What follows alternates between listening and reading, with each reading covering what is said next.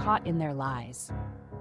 I always thought roommates was a weird word for a guy who seemed to own everything in my girlfriend's apartment. From the beginning, she'd brush off my questions. He's just a friend, someone she met through work, a harmless situation.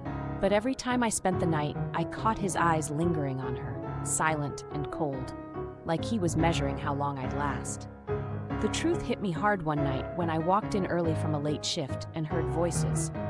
Hers laughing, and his low and familiar, drifting out from behind a closed door. I stood there, keys biting into my palm, listening as their laughter thinned into whispers I couldn't make out. When she finally came out, her hair messy, she looked surprised to see me, but he just nodded like he expected me to catch them. We fought. I demanded answers, and she finally told me. He wasn't her roommate. He was her ex-husband, the actual owner of the apartment, my landlord.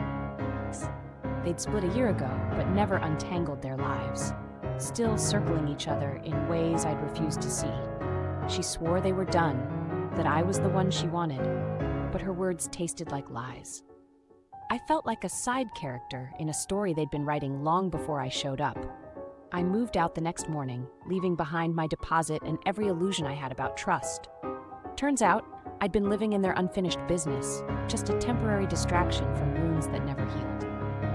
The worst part is, I can't tell if I'm more angry at her for lying, at him for letting it happen, or at myself for ignoring every red flag just to feel wanted.